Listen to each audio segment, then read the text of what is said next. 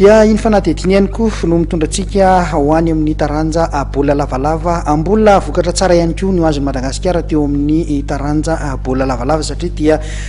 fousitra ho tompon-dakan'ny ranomasombe indiana ny maki-vehivavy nandritra ny fananana izay natao ho maila sabotsy io tatsy amin'ny nosy la réunion resin'ny maki de Madagasikara tamin'ny isa 7 Novembre zareo réunionnais mpampetrano tamin'ity fananana ity laharana faharoa zareo araka izany ary teo amin'ny laharana fahatelo zareo Mauritiana izany ary maleriva ihany dia androany ariva ny marimarina koa dia efa tafaverina eto tanindrazana ny ekipa pirenena malagasy avy niatrika ity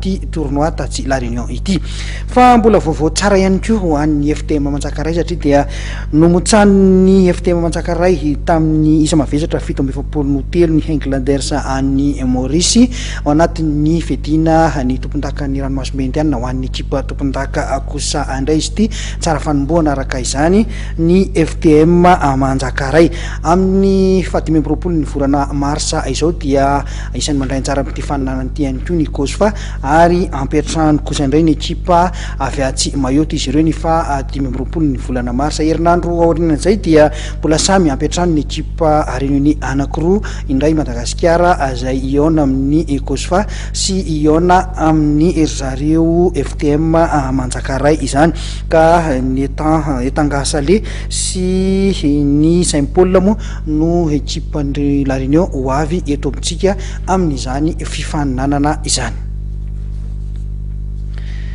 fa nitoy ny fedinany tompon-dakan'ny section Ambohidratrimo teny amin'ny kianja Makian-Dotapenaka tamin'ity tolakandro ity izay niditra teo amin'ny dingan'ny apahevadalana ny eo amin'ny division fahatelo zany ka ny GST Talakimaso nandresy niondrika nanoloana ny 15 avenir tamin'ny isa 9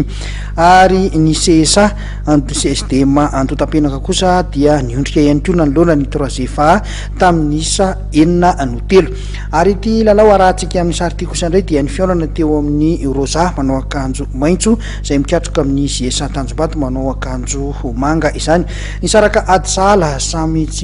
telo ny rotota tao anatin'ny fotoana ara-dalàna tao anatin'izay fanalavam-potoana izay no nahatafavoaka ny Rosa Club de Limerina ho amin'ny dingan'ny manasa-dalàna ho amin'ny ity fedina ny tompon-daka ny section Ambohidratrimo izy